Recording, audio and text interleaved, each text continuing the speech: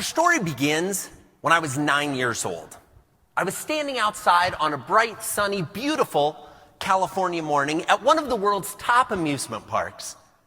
And I was thrilled. Because you see, over the course of the previous year, I had grown. And I now met the requirements of this sign. Which was awesome because this sign was in front of this sign, the Demon. At the time, it was billed as the world's most death-defying, terrifying roller coaster, and I, little Joey Coleman from Fort Dodge, Iowa, was finally tall enough to ride this ride. As I snaked back and forth in the line, getting closer and closer to the front of the ride, these feelings of joy and anticipation and excitement were building until I found myself sitting down into the roller coaster car, pulling the harness down around my neck until it clicked, and settling in for the ride of a lifetime. As the train lurched out of the station and began a slow, steady climb to certain death, those feelings of joy and euphoria and excitement started to fade. And they were replaced by feelings of fear and doubt and uncertainty. Whose bright idea was this anyway? Click, click, click. Is this thing really safe? Click, click, click. If something goes wrong, can we get our money back? Click, click, click. What if I fall out? Click, click, click. What if I fall out at the top of one of the loops, and as I'm falling, the train comes through and hits me on the bottom loop? I'm 9 years old. I've never kissed a girl. This is going to be a horrible way to die.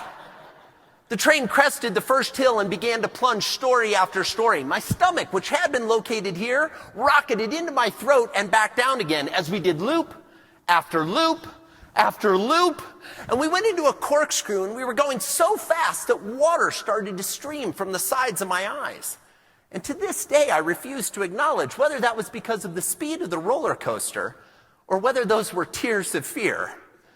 And while I don't have a photo of myself on that fateful day, I can promise you it looks something like this. Now let me ask, by a show of hands, raise them high so I can see them, how many of you love, and when I say love, I mean love, a death-defying, terrifying roller coaster? You build vacations around it, you seek it out. Look at all these hands going up. About a third of the room. This is shocking to me. You people work in investments. You're supposed to understand risk management. You're supposed to be the conservative folks that are wrangling your liberally minded members and participants to calm down when it comes to what they want to invest in. And yet, this is what we subject our members and our participants and in our businesses, our customers to every day. A roller coaster of emotions and experiences when they decide to do business with us. They think they're getting into one thing when they slide into the car. But we know that as the relationship continues and they go on this ride, there's a lot of ups and downs. And the question is, are we effectively preparing them for that ride? There's a problem that all of us have. Whether you work in convenience stores, whether you manage a chain of grocery stores, whether you're in insurance, whether you're in transportation, energy, all of your businesses have the same problem. And that problem is you have human beings as customers, and human beings as members and participants. And what we've learned from brain science is that when we make a purchase decision, we decide to do business with someone, we decide to sign up for the company 401k plan, our brain floods with dopamine. We feel joy, euphoria, and excitement. This is the retirement plan that's going to allow me to retire in style. This is the way to think about my finances that's going to make sure that not only am I taken care of in my golden years, but my spouse and my children have something too. But almost as quickly as our brain floods with dopamine, a clock starts ticking. And that clock ticks faster and faster. And as the dopamine recedes from our brain, those feelings of joy, euphoria, and excitement are replaced by feelings of fear and doubt and uncertainty. Am I putting enough away every month?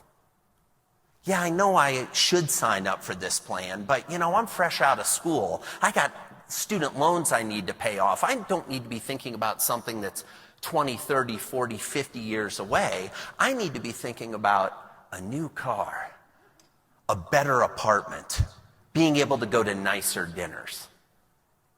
This is the challenge we face. We face the challenge that we have human beings as members and as participants and as customers. And their brains are working against us from day one. The sad thing is most organizations actually make this worse. I liken this stuff to dating. You meet someone, you see them across the crowded room, you saunter on over and you say, "Hi there, I'd like to get to know you." You exchange names, one thing leads to another. Next thing you know, you're going to dinner, maybe a movie and a show. After a little bit of time, you meet their friends. If you're really lucky, you meet their family, and the relationship builds and builds and builds until finally someone's down on one knee saying, "I'm all in. I want to be in a relationship with you and only you." And to our surprise and delight, the other person says, "I want to be in that relationship with you as well." And we throw a giant kickoff meeting, a wedding reception.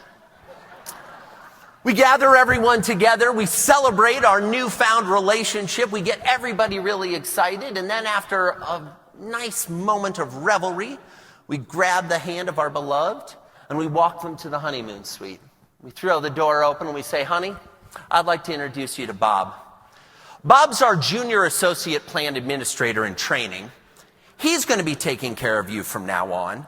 I need to go find some other people to date." Now, this is insane. If we did this in our personal lives, we'd be divorced before we were married. And yet this is how most businesses operate. The salespeople, the people that are encouraging you to sign up, to participate, to buy the product, to buy the service, aren't the ones that are managing the relationship after you raise your hand and say, "I'm all in." And we wonder why retention is an issue. We wonder why the people who seemed so excited to sign up in the beginning aren't that excited once things get rolling. The effect that this has on your business is absolutely devastating. As Mike mentioned, you all received a book in your room last night that I wrote earlier this year called Never Lose a Customer Again. And over the last almost 20 years, I've been researching every industry imaginable, looking at what is the impact that customer experience has on customer retention. And what we found is that in the banking industry, 32% of new bank customers leave before the 1-year anniversary. 32%. It's a little secret that most of the people in banking don't want you to know. Half of those people leave before the 100-day anniversary. What about in the restaurant industry? If you think of a place like Chuck E. Cheese, 46% of people that go into a Chuck E. Cheese will go once and never again. Now, I don't know if that's because of the screaming kids. I don't know if that's because of the quality of the food. I don't know if that's because they have a rat for their logo and they're trying to feed you. But almost half the people that are coming in the front door are running out the back door as quickly as we get them in. What about cell phones? We're all walking around with cell phones in our pocket, and until very recently, cell phones had one of the most draconian contracts on the planet. If you broke your cell phone contract, you had to give them one of your kids. I mean, you got to pick which kid, but you still had to give them one in payment. And yet 21% of people break their cell phone contract in the first 100 days. All the research shows that somewhere between 20 and 70% of your new customers, depending on your industry, will decide to stop doing business with you before they reach the 100-day anniversary. 20 to 70%. This is a gaping hole in the businesses around the world today, and frankly, most people aren't even thinking about it or talking about it. What's even scarier than these numbers is the fact that I'm not sure what your percentage is, but you're probably not sure either. Have you looked at what your retention is? Have you looked at how many people decide to quit doing business with you? Now, if we take this into an employee context, think about how hard it is to get your employees to sign up for your plans. And when they do sign up for the plan, how many of them never make any adjustments in the plan again? That's the defection rate in your world. It's not that they're actually leaving and saying, "I'm not going to participate in the plan anymore." It's that you're missing the opportunity to get them to invest more. You're missing the opportunity to have them give a bigger share of their investment wallet and their future planning wallet to you. And more importantly, you're missing the opportunity for referrals. Oh yes, referrals exist internally too. Because you know what happens when you have that little mixer of all the new hires after they've been briefed on signing up for the plan and they all go to lunch?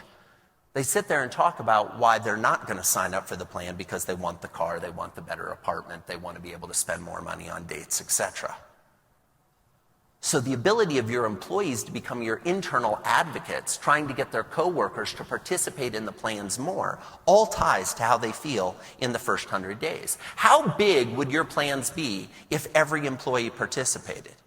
How big would your businesses be if everyone that you had ever done business with decided to do business with you between now and the end of this year? The typical business would see their business revenues grow 5x, 10x, even 20x. If we just talk to the people who've already said they like us, if we just interacted with the people who already were willing to give us a chance. Now, some of you may think of your customers as members or participants. Some actually call them customers or clients.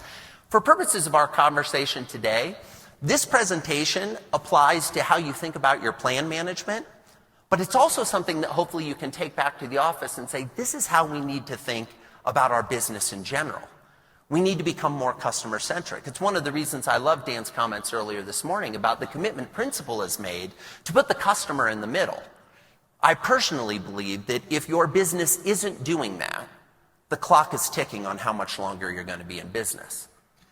Because all the other businesses that your customers interact with, Amazon, Netflix, Uber, are putting the customer first and are building the interactivity of their technology, are building their call centers, are building their communications with their customers about making sure they're convenient, making sure that they're familiar, making sure they anticipate the customer's needs. This is what you're up against. The competition isn't the other people in your industry. The competition is Disney. The competition is Tesla. The competition is Netflix. These are the folks that you're being held to that standard. Now, don't get me wrong, you need to pay attention to what's going on in your industry, but please don't benchmark against your industry. Benchmark against the leaders, the innovators across all industries, because that's who your customers and your members and your participants and your clients are benchmarking you against. It all happens in the first 100 days. This time period, the first 100 days of the life cycle, the first 100 days of the relationship is more important than any other time period in the lifetime value of the customer. All the research shows this. If we get this first 100 days right, we can have a customer for life. And in the typical business, if you can keep that customer to day 101, they'll stay for 5 years. Now, what's fascinating to me is some of you are saying right now, because I can tell by your body language, Joey, you don't understand. Our participants can't get the paperwork done in 100 days. Don't you worry, we've got them to day 101. I get it. I get it. But the problem is how they feel during that time frame. Their emotional interaction with you is determining whether they will stay an active participant and an active member for many years to come. It's determining how much more they will double down into taking their hard-earned money, that they earned from you, by the way, and feel confident and comfortable turning around and giving it back to you to manage. There's a lot of trust involved here, and that trust is established early in the relationship. The good news is there's a solution, and the solution to this problem lies in this graph. See, many of you have probably seen this. This is the typical customer journey. The problem is most businesses spend all their time over on this side of the graph. How do we let people know about the program? How do we let them know about the plan? How do we fill the funnel? How do we, get them in? How do we get them to consider us, to decide to sign up, to participate? Instead of spending time over on this side of the plan, what happens after they sign up? Once they've said, I want to be in and all in, what are we doing to make the experience, to make those interactions so remarkable that they think it was the best decision they ever made? The results of this kind of focus are absolutely incredible. But don't just take my word for it. If you focus on the first 100 days, it's going to improve your bottom line, it's going to improve your employee morale, it's going to improve your overall profits, it's going to improve your customer growth and your customer acquisition. Frederick Reichheld, the gentleman who came up with the Net Promoter Score that many of you probably have in your business, said that across a wide range of industries, a 5% improvement in customer retention rates will result in a 25 to 100% increase in profits. Not revenues, profits. Now, some of you are a lot more math-oriented than I am, so let me explain briefly what that statistic really says. See, typically once we start a business and we run a business, we're running at a profit margin, okay, once we're up and running for a while. And the incremental cost of adding a new customer, once we recuperate that acquisition cost, that customer becomes more profitable. So the longer they stay with us, the more profitable the relationship is. This research has been proven out by Harvard Business School, Stanford Business School, Bain & Company. It has an incredible impact on your bottom line. But more importantly, and I think of maybe interest to the folks in this room, is what it does for your employees. See, one of the main reasons employees leave is they don't like the interactions they have at work. They don't like the interactions they have with their boss. They don't like the interactions they have with their customers. If your customers are happier, your employees are happier, which means they stay. And in this day and age, in this labor market, more employees are looking for an experience at work. They're not just looking for a paycheck. Now, we can have big conversations about culture and the importance of culture, and that's very true. But a big piece of culture is what it's like to deal with your customers. And so if your customers are happy, your employees are happy, HR is happy, sales is happy, CEO is happy, the board is happy, everyone's happy. How do we go about doing this? Well, there are 6 key tools that you can use to create the kind of remarkable customer experiences in the first 100 days that will keep folks coming back for more. These are the 6 tools, and I'd like to go through each one. Now, these are all tools you're familiar with, but chances are better than not, you're not using as many of them as you could be.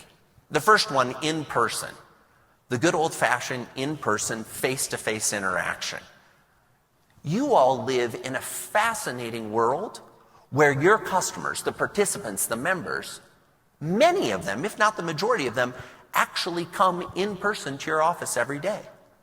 You have the opportunity to have in-person interactions with them. Your coworkers, your colleagues have the opportunities to have in-person interactions with them. In an increasingly digital world, this is incredibly rare. You're already ahead of the game because of the fact that you get to interact with them more than most. Next, email. By a show of hands, how many of you wish you were receiving more email? Not a single hand went up. Yet again, hundreds of thousands of audience members annually, and no one ever raises their hand. And yet I'd be willing to bet this is the primary way you communicate with your participants. Something to think about. We don't want emails, and yet this is the tool we use to communicate the most. I'm not saying email's bad. What I am saying is only doing email is bad. There needs to be more to your business. There needs to be more to the interactions you're having with your customers. Next, mail, physical mail. For us old-timers, the original inbox, okay? I don't know about you, I remember coming home from work to find 20, 30, 40 pieces of direct mail, postcards, catalogs, flyers, pamphlets. Now I go to the mailbox and what do I find? The occasional invoice, at best. Folks, there's a huge opportunity for you in this increasingly digital world to not forget the opportunity to go analog. Don't forget the opportunity to actually put something in the post and have it delivered to your employee's home address, to have it delivered to your customers. It's a different type of interaction. The brain science shows it triggers different parts of the brain. It will make them feel differently about you. Next, phone. What's great is, I talk about this topic all over the world, and invariably I have to explain to the millennials in the room, that thing in your pocket or in your purse has an interesting button that when you push it allows you to actually talk to people. It's the phone part of smartphone. See, most people are spending all their time on the smart side and no time on the phone side.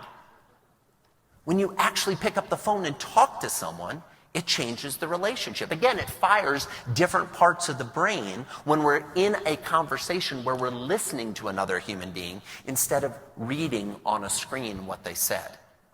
Next, videos. Videos are fascinating to me because we're at an amazing time in history right now. Many of you traveled to Colorado for this event. Some of you just came down the road, but the majority of you, while you're here, may communicate with your loved ones back home. And many of you will FaceTime them or shoot a video and send it to them to let them know that you're thinking of them. Right now, video is predominantly used in this setting for communicating with our loved ones. Why don't we do this with our customers? Why don't we do this with our members? Right now, in their brain, they see a personalized video coming to their cell phone as meaningful, as special, as customized and personalized for them. It's something like 87% of Americans sleep with their phone within arm's reach. And the typical message to a phone is read within 90 seconds. Or the typical video is viewed within 90 seconds of receipt.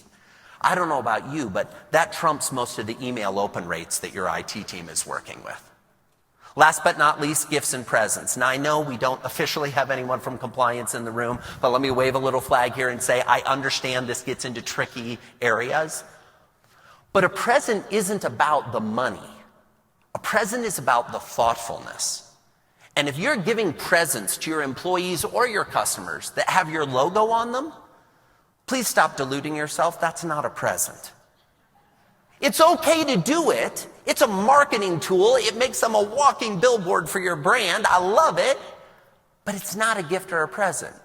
And if you doubt my assessment on that, think about sitting at Christmas morning or Hanukkah or Kwanzaa or whatever holiday you celebrate and your grandmother giving you a sweater with her name on it. Now, I love Grandma, but I'm not wearing that sweater. Has nothing to do with how I feel about the brand. It has to do with I don't want to be a billboard for Grandma. Something to think about. You have some worksheets on your desk. I'd love you to pick up the worksheets and just take about 30 seconds and write down how you're using some of these tools in the first 100 days when you interact with your participants. Are you sending them emails? Do they get a welcome kit that gets mailed to them in the mail? Are you having an in-person meeting where you gather all the new signees together and say, this is how we're going to take care of your money? What are you doing in that first 100 days? We'll go ahead and take about 20 seconds. Just write them down. This is the audience participation part of the keynote for those of you paying attention at home.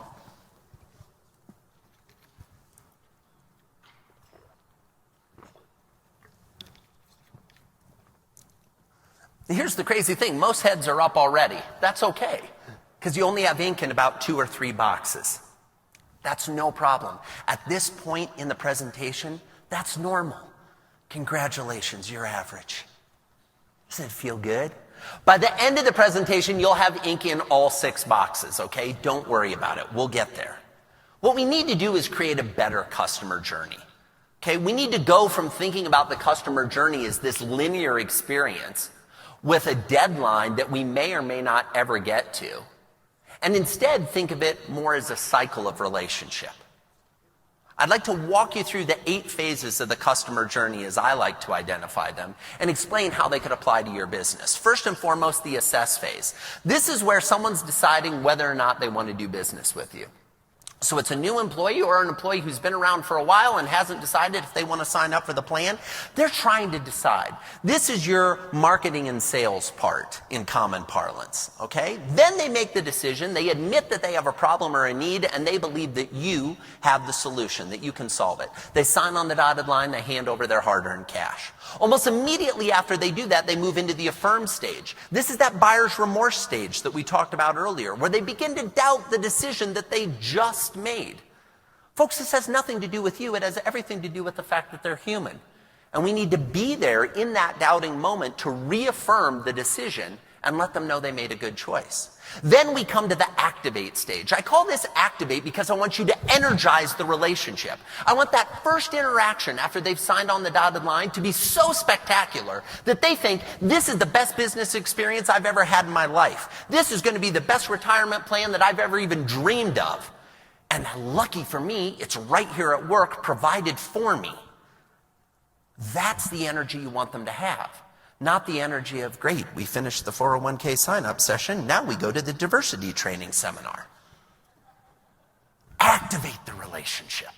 Then we come to the acclimate stage. Now, I'll be honest with you, this is where most businesses fall off the rails. If we pop the hood on this and we look at the typical business, what we find is that in the acclimate stage, we forget to pay attention to the customer. See, we've done this hundreds of times, thousands of times, tens of thousands of times, but for this new participant or this new customer, this is the first time they've ever participated in our business this way. They need hand-holding. We need to show them the ropes. We then come to the accomplish phase. Now, for you all, the accomplish phase is interesting because traditionally in your industry, the accomplish phase was retirement. And for a young 20-something, 30-something deciding to sign up and participate in your plan, the accomplish phase is further away than the start of their life. Stop and think about that for a second. I want you to imagine something that is further into the future than all your years already on the planet. And I want you to be excited about it. Their brains, this has nothing to do with age. This is the human condition. We can't even begin to process that. It's why I love the milestones program Principal has, right? That it actually points out, look, there are steps in this process. The finish line isn't retirement. The finish line is every time we hit a milestone and you're able to provide for your family and your loved ones because of the decisions you made when you started. Next, we come to the adopt phase. This is where the customer goes all in. They are loyal to you 100%. They're not going anywhere else. They're committed. And then, and only then, do we come to the holy grail, the advocate phase, where they become a referral source for you, where they tell all of their coworkers, you're not signed up for the plan? Whew, that's a mistake.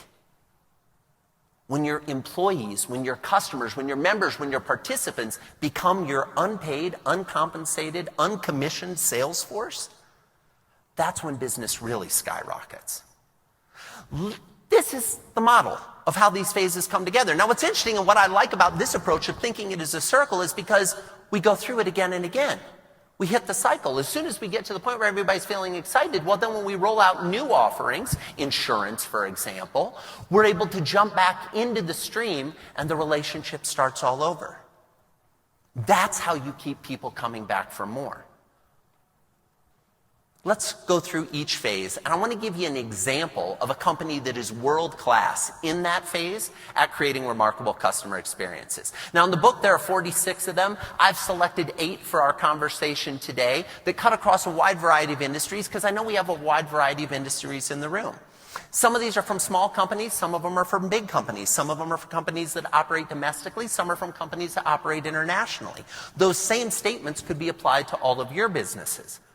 But I promise you there are lessons to be learned in each one and ideas that you can take away and go back and incorporate into your business starting next week if you're willing to think a little creatively about how you approach the customer journey.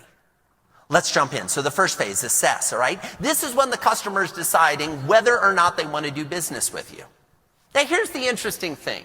We think we are shiny pennies. We think we're special. We think we stand out from a crowd. But to our typical participant, to the typical customer of our business, this is what they feel like. There's a lot of noise. It all feels kind of the same. I'm going to grab the one that I think's going to get me to the solution I want the fastest and keep on rolling. There's a company called Wealth Factory that specializes in helping entrepreneurs keep their money. Entrepreneurs are really good at making money, not so good at keeping money. So Wealth Factory comes along. It's an advising firm. It helps them analyze their risk, get everything sorted out. On day 0, before you've even become a customer, Wealth Factory hosts a workshop. This is a 3-day in-person workshop where they preview to you what the experience is going to be like of doing business with them. They walk you through some of their models, through their spreadsheets. They kind of get you realizing just how many things you think you have figured out that you really don't have figured out at all. And when I went to one of their workshops a few years ago, I was met at the door at 9 o'clock in the morning when the event started by the CEO with a present. And that present was this, a 6-pack of root beer. Now here's the interesting thing. If you know me, you know as a general rule I drink 2 things, water and root beer. This CEO had done his homework. I was surprised. I said to him, Garrett, how is it that you know to have root beer for me? He's like, Joey, a little birdie told me. He said, we do our research. We wanted to let you know that your goals, your interests, what matters to you, matters to us. And we wanted to give you an experience of that before you even consider signing up to work with us, because that's what doing business with us in the future is going to be like. They hadn't even started the sales pitch and I was closed. I was in. Next, we come to the admit stage. As a reminder, the admit stage is when the member signs on the dotted line. They're going to participate in the plan. They hand over their hard-earned cash. They say, count me in. Zogix is a company in Western Massachusetts that sells gym wipes. Have you ever been to the gym to work out and looked at a bench and seen the residue of the human being that worked out before you? Zogix has created an environmentally friendly antiseptic cloth that allows you to wipe that seat off so there doesn't have to be a DNA transfer. What's interesting about Zogix is the majority of their business, they're about a $15 million company, happens online. So people go online on day one, they buy a product, and they get a confirmation email. Now that confirmation email includes a video. Now the interesting thing is most businesses that do e-commerce send a confirmation email. Zogix does it a little differently. The email looks like this. Thank you, Daniel. It says the name of the person. And then it shows a thumbnail of a video with a Zogix employee holding a clipboard that says, thanks, Daniel, and the name of the customer. This is what the video sounds like. Hey Daniel, Laura from Zogix here. I just wanted to take a minute to thank you for your order and let you know that we're here to help with anything that you may need. We love to see our products in action, so please feel free to upload a photo or video to social media using the hashtag ZogixLove. Thanks again for your wipe and dispenser order. We hope to hear from you soon.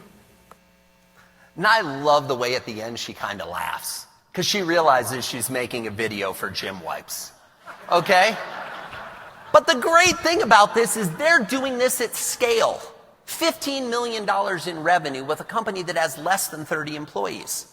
They shoot those videos all day long. They rotate the employees through, printing them out and shooting the videos.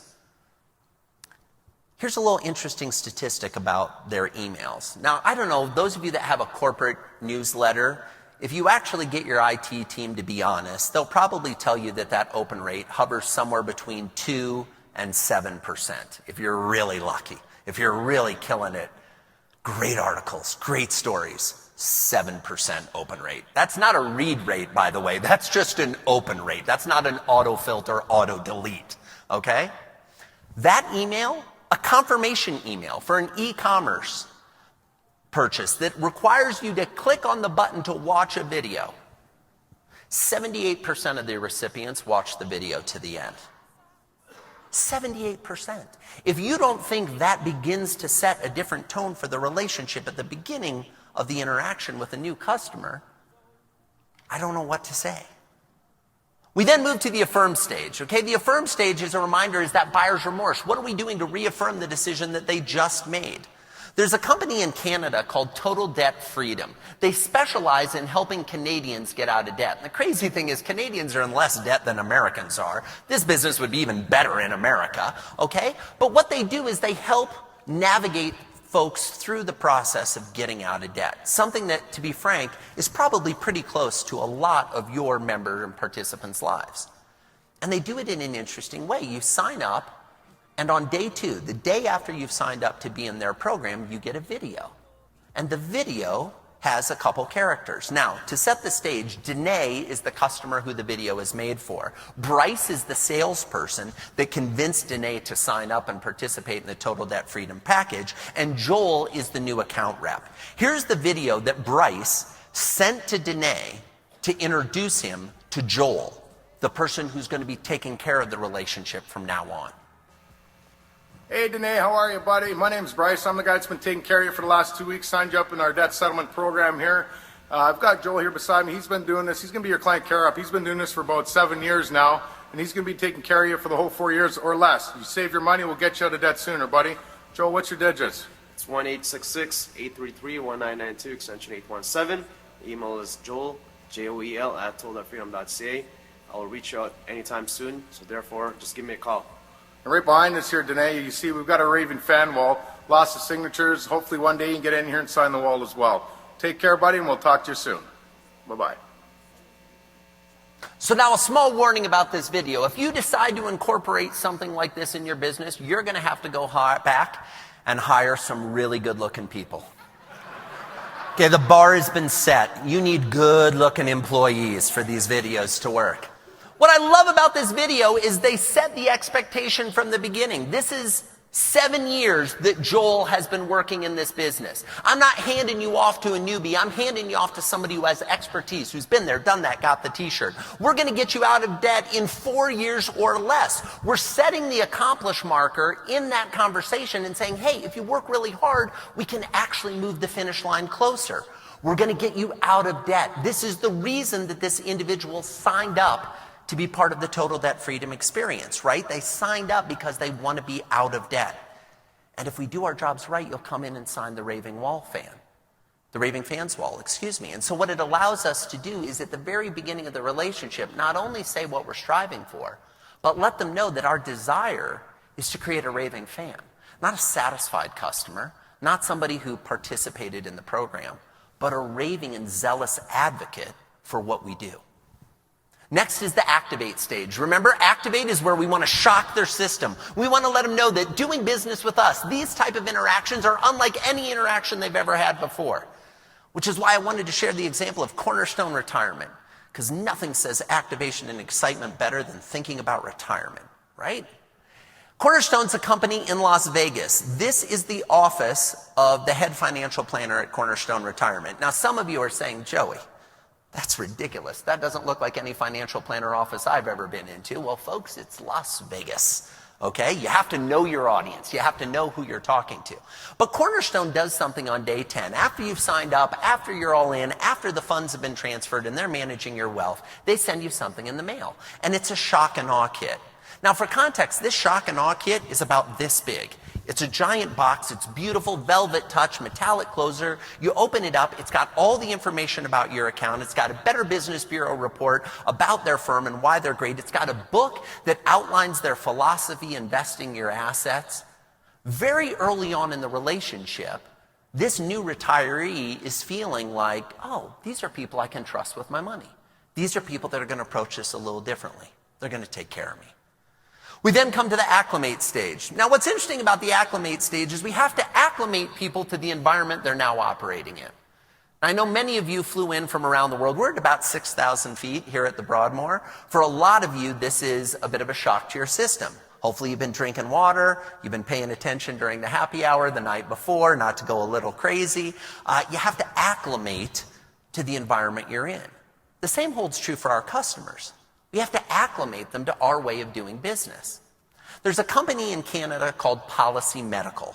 They make software to manage hospital records. You thought the gym wipes example was sexy. Okay? This is a company whose sole purpose is to create a software to manage hospital policy records. Hospitals have to have policies about like employees, how many seconds they hold their hand under the water when they're washing their hands, and the employees have to attest to that. And because of government regulation, it's required that all of that be tracked and monitored. So that's what Policy Medical does. They make the software that allows for this. Now, what's interesting is the person that decides to purchase Policy Medical software for the hospital is usually the head of IT. The person who's in charge of implementing this new software, because it deals with records management for their employees, is the head of HR. Now, I don't know about your companies, but the Venn diagram in my world of people who love IT and who love HR does not touch, okay? If you're really good at IT and technology, you go into IT. If you're not, you go into HR. That's the way life works. And that's not a criticism. You're better at human beings. Those people are really good at hanging out in their mom's basement. Okay? So everybody has their skill sets that they're bringing to the table at work. What they do differently at Policy Medical is on day 15, they send a package in the mail that looks like this. It's 20 individual little playing cards with a nice colorful image on the front. And when you flip the cards over, it outlines the 19 steps in the software implementation process, with the 20th card being the congratulations card that you've completed the task. They also send this frame. So as the HR person completes each step in the software implementation, they put one of the cards into the frame. And when they're done, they have a beautiful picture that they can hang on their wall or hang in their cubicle that lets them know they've completed a job well done. Now, some of you might be saying, Joey, that sounds absolutely ludicrous. Who would want to hang something like this on their wall? The type of people who work in hospital records management at hospitals. They love this kind of flair. You have to go to where your customers are. It's not about what you like, it's about what's going to resonate with them. To be candid, when I was thinking about the presentation, I'd love to see something like this in all of your businesses. I'd love to see something where you're giving your employees a visual marker that they can take home to their spouse and their kids and say, hey, mom's working hard every day, dad's working hard every day. Here are the milestones we're trying to accomplish. Here are the goals we're trying to accomplish. And it's something physical and tangible. It's not hiding in that computer that has a lot of other stuff that will distract them from paying attention to logging into the portal and viewing how their portfolio is doing. But it's something that the entire family can get behind. Next, we come to the accomplish phase. As a reminder, the accomplish phase is when the customer crosses the finish line. They achieved the goal they had when they originally decided to sign up and participate. There's a company out of Toronto called Online Trainer Academy. They create a course and a learning program for teaching people to be online trainers. For those of you that haven't experienced this phenomenon, this is a personal trainer that you don't go to the gym to work out with. You open your phone or your laptop, and they're on screen on Skype or Zoom watching you work out in your home. Fascinating business model, right? John Goodman, the CEO, heard a 15-minute talk on the first 100 days and implemented what I've seen is to be one of the best implementation programs of how to think differently about your customer experience. On day 90, which was when the typical course participant in their program graduates, John sends them an email, and in that email he concludes a bunch of graphics that they can put on their social media, on their website, letting them know that they're now a certified trainer. This is a graduation moment for these folks. And to be candid, and this isn't a criticism, most of the folks that are going to an online trainer academy school have not graduated from other schools. So the ability for them to promote their alma mater and their new certification is something that has a lot of personal pride for them. But he doesn't stop there. He also sends something in the mail, a present, a diploma framed with their name on it. I don't know how many of you have the diplomas hanging in your house or in your office of the institutions you may have gone to school or graduated from. But this brings his customers to tears. Because finally someone has acknowledged that they accomplished this big goal. It's a $2,000 course. The online course world is a fascinating world. Most people don't realize that in the typical online course, somewhere between 40 and 60% of people that purchase a course are going to request a refund in the first 100 days. 40 to 60%. And only about 20% of customers are actually going to complete the entire course of study. John takes those industry numbers and turns them on their head. His refund rate, 2.3%. He does $2 million in revenue per launch. He launches 3 times a year.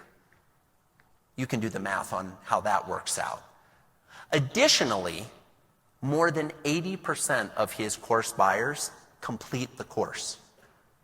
That's how you actually make an impact in your customers' lives. That's how you effectuate change at a big, massive scale. What about the adopt phase? Remember, this is the phase where the customer says, I'm all in. They love you. They're loyal to you. They're not price shopping. They're not looking anywhere else. They are committed. Giftology is a company run by my buddy John Rulin, and they specialize in creating advocates. They specialize in creating adopters and rewarding adopters. And they had the opportunity to be on the phone 2 years ago or so with the Chicago Cubs. The Cubs were trying to come up with some type of a gift that they could give or something they could do special for their season ticket holders, for their biggest sponsors, and for their box seat holders. And during the phone conversation, the representative from the Cubs happened to mention that they were going to be remodeling the locker rooms at Wrigley Field. John, my buddy, immediately jumped in and said, well, what are you guys doing with all the wood? And they said, oh, we're probably going to get rid of it. He said, don't get rid of it. Put it in a truck and ship it to me. 300 days later, John sent a gift to all of the season ticket holders, the owners of the Chicago Cubs, all their top suite box owners and sponsors. And that gift was something that they couldn't have otherwise purchased anywhere else. It was a Bluetooth speaker made from the wood that had previously been the benches and the lockers at Wrigley Field, emblazoned with the Chicago Cubs logo. Now, this gift came in February of 2016. Okay, it came at a time in the off season. These folks weren't expecting a gift. It wasn't the week before the renewals were due on their sponsorship. This was an unexpected touch, a present, and it was a thoughtful one at that. Two interesting things happened. Number one, the billionaire owners of the Chicago Cubs reached out to John the following week and said, "We love the speakers, we need some more." And he said, "Folks, we don't have any more wood. We're done. We used it all." If a billionaire likes your present, you're doing something right. Okay? Number two, the Chicago Cubs went on to, for the first time in over 100 years, win the World Series. Now, John and I think that's because of the speakers. You can have whatever opinion you want. The last phase is the advocate phase, okay? This is where you're trying to get raving fans. You're trying to turn your participants, your members, your customers into your active promoters, the people who are out there singing your praises. There's a group called MMT, an event that happens once per year. It has 125 attendees who pay $10,000 each for a 3-day event. Now, this event has a 14,000 person waiting list. They gather everybody together, all the entrepreneurs, they bring in speakers, everybody hangs out. It's a wonderful event. In the interest of full disclosure, I just came from it. It was 2 weeks ago. I've gone every year for the last 6 years. It's absolutely incredible. But the founder, Jason Gaynard, had a problem. He has a 14,000 person waiting list for 125 seats. How do you weed through that? His admissions rate is more selective than Harvard. How is he going to process this? Well, he realized that the people that he has in the room that he loves and adores know other people that should be in that room that he would probably love and adore as well. So he gave everybody a few years ago a golden ticket. The golden ticket didn't guarantee that the person you gave it to got in, but it guaranteed that they moved to the top of the line. He then gathered everyone the next year. So now he's got a room of 125 people. Half are people who were there the year before, half are new people, because only half the seats are available for renewal every year. He brings everybody together and he rolls out a giant bingo tumbler, right? You've seen those where they have the ping pong balls that bounce around, and on the ping pong balls are written the names of all of the people who referred, as well as all the referees. There's time to give some prizes away. And he spins and he pulls out, and this person won a behind-the-scenes tour of Airbnb. And he spins the thing again, and this person won the present of a hike with the founder of Lululemon. He's got everybody in the room. They're there in person. He's given them presents. And then he comes to the granddaddy present of all. An all-expenses-paid 10-day safari to Richard Branson's private reserve in Africa. He spins the tumbler, and he pulls out 2 ping pong balls. And the crowd goes bonkers. 2 people are going to win this prize. He says, "Gentlemen, come on down to the front of the stage." They come onto the front of the stage. They roll the ping pong balls out of the way. He says, "Guys, there's actually only one prize. And we're going to have a push-up contest to see who gets it."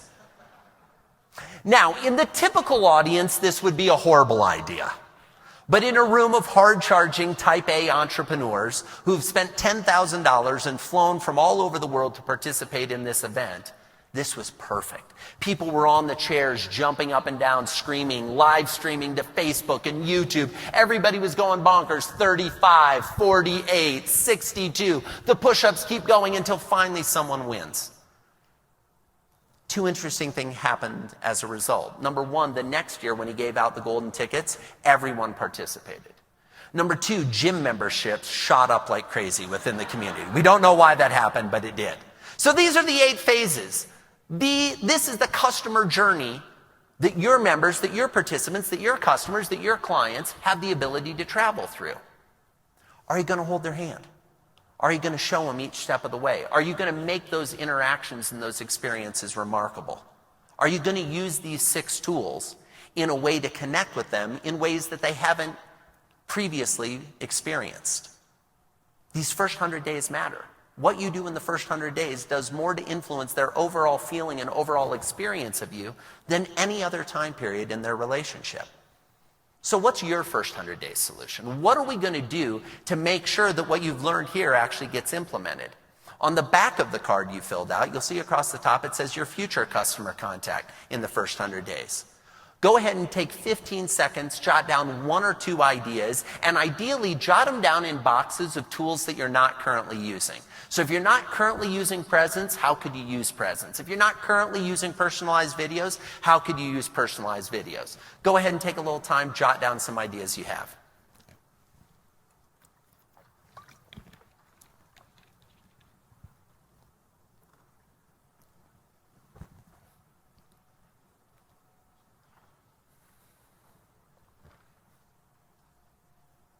One of the things I promised the principal team is that this wouldn't be a presentation of theory.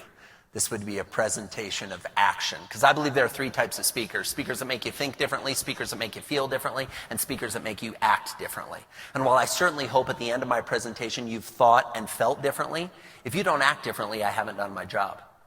If you don't take this and go back and change the experience your participants are having, take these ideas to the rest of your business and start to change the experience your customers are having, then respectfully, it hasn't been worth your time to listen to me talk for this hour. What can we actually do to implement so that we prioritize our clients? Because if you don't prioritize your clients, someone else will. And for any of you who doubt the validity of that statement, how many of you currently have participating members who used to work somewhere else that they didn't prioritize them as an employee? So they decided to come work for you. And how much longer are they going to be a participant in your plan if you're not prioritizing them? There are 4 things you can do when you get home to take these ideas and put them into action. In our remaining time together, I want to go through those. The first step is to investigate. Okay? We need to know who we're dealing with at a very deep and personal level. We live in a world where, thanks to social media, our members, our participants, are telling us all about their personal likes, their interests, their loves. When was the last time you looked at the personal social media pages of your participants to figure out what those milestones might be, to figure out what really matters to them? I had the opportunity to be on the phone a few years ago with a gentleman who was the CEO of a retirement group by the name of Chris Apps. And I was explaining this process, and folks, I'll be candid, Chris was skeptical. So while I'm on the phone with him, I call up, this is in a pitch setting, I'm trying to convince him that he wants to be a case study for a future project we're doing, and I call up his LinkedIn profile. And while we're talking, I say, you know, Chris, what's interesting is the more you know about people, the more you can talk to them. We could talk about the fact that BYU is never going to have a chance of beating Notre Dame in a football game. We could talk about the fact that, you know, the scouts are always prepared, and I bet you're preparing for your clients. We could talk about Little League Baseball. We could talk about soccer. He says, Joey, I get it. He's like, you could learn all those things from LinkedIn. I'm like, yeah, you absolutely could. I said, but you know, what a lot of people might not realize is you have a unique ability. You've been a featured guest on both CNBC and Fox News. That doesn't happen. You're on one network or the other. You don't get to be on both. And yet you've done it. And he was like, well, I appreciate that. Now I'm starting to break through a little. And as I'm reading his bio while I'm talking on the phone, I see this little throwaway statement that says his wife, Julia, and their 3 children. So now I want to go in for the victory. And I go over to Facebook and I type in his name. And guess who isn't on Facebook? One of 7 people in America, Chris Apps. But guess who is on Facebook? Julia Apps. And so I said to Chris, Chris, I just have one more question for you. He said, Joey, what's that? I said, what's the dog's name? He said, excuse me? I said, the little white dog sitting on your lap in the family picture at 4th of July, where you're all wearing red, white, and blue. Looks like you've got a beautiful home, by the way. What's the name of the dog? And he says, how the heck do you know that? I said, this is the power of investigating your customers. So we start talking about his dog, and now we're in. Okay, you've got to investigate people. Next, you need to observe. You need to observe your customers in their native habitat. I spend a lot of time on the road, and I had the opportunity not too long ago to stay at the Mandarin Oriental in Las Vegas. It's an amazing hotel. It's actually up above the Strip. There are no gambling in the hotel. It's the one spot of serenity on the entire Strip. And they're known for incredible service. But I've been sick on the road. And at the last airport layover, I had grabbed a bottle of Robitussin, done a quick little swig, put it back in my bag, closed it up. And when I got to the hotel and I opened my bag, I realized that some idiot had not put the cap on tightly. And now there was an Exxon Valdez level spill in my shaving kit of pink sludge.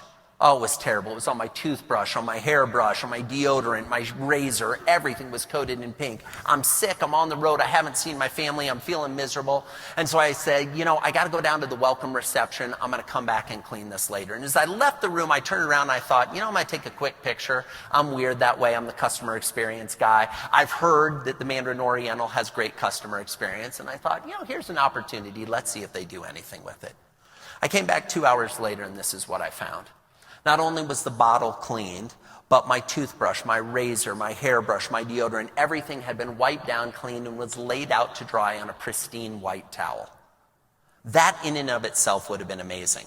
But what was more interesting to me was the piece of paper that was underneath the bottle of cough syrup. The piece of paper that said, "I hope you're feeling better, Mr. Coleman. Kelly."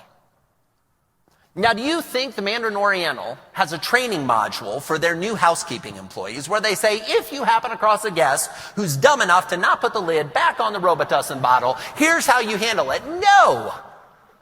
They hire the right people. They have a culture of experience. They have a culture that focuses on customization and dedication. What about personalizing your communication? We live in an era where we all celebrate our birthdays, but thanks to social media, we've kind of denigrated the birthday wish. These are actual birthday messages I received this year. Both the photos have been changed to protect the guilty. HBD. I care about you so much I couldn't even write out happy birthday. I decided to abbreviate it. Or the person went a little further, John, and said happy birthday. Or one step further, Susan, who decided to take the time to actually write my name in the salutation. This is how you know you have friends, people that care, people that would go on Facebook and leave this on your wall. There's a company called Rocket Referrals, based in Des Moines actually, that works primarily with insurance agents. And they send handwritten cards, handwritten birthday cards. You send them a sample of your handwriting. They create a font just for you, and they actually post the old-fashioned way a birthday card. Now, here's the interesting thing. All of you, because of the nature of the work you do with your participants, legally get to know the birthdays of all of your participants. Most businesses would kill to have that kind of information. You have it at your fingertips. Are you using it to do something personal like this? To send a card? I don't know about you, but the older I get, the fewer cards I get. I still get the obligatory one that comes from mom, with she's again signed dad's name. But what about actually getting a personalized card from the person that is saying that they're committed to you, that's saying they care about your family, that's saying that they care about your future? How would that change the game? Don't just believe me on it. The research is astounding. 88% of people say they feel better about their brand or their employer when the communications are personalized. 78% are more likely to purchase and stay longer. And 88% of customers will actually pay more if you actually use their name when you communicate with them. Folks, this stuff works. Last but not least, what are we doing to surprise our customers, okay? It used to be that this was the idea of a wonderful holiday gift for your top customers, okay? It's been replaced by this meaningful gesture, which shockingly feels even less personalized than the gift basket, which is why my buddy John Rulin, who runs Giftology, and no, he's not a serial killer, okay, decides to do gifts that are a little different. The first time I met him, I showed up at my house about 10 days later, and there was a package. And when I opened the package, it included a copy of his book, Giftology, which is fantastic, by the way, and a custom knife, a butcher knife. And if you zoom in closely, it says handcrafted exclusively for the Joey and Barrett Coleman Design Symphony, and has the logo of my company. Now, what's interesting about this present is it gets 2 touches in my house every night. My wife and I have a nice balance. She makes all the meals, I do all the dishes. It works well for everyone involved. If we switch roles, chaos, okay? Every night she uses the John Rulin knives to prepare the meal. Every night I clean the John Rulin knives and put them in the beautiful butcher block he gave us. You notice John's name isn't anywhere on those knives. The logo of his company isn't anywhere on those knives. And yet I think about him and his business and what he's done for me and my family every night. I want to talk about everything we've talked about in the last hour in the next minute. Give you an overview of the first 100 days and what you can do when you get home to start to implement these ideas into your business.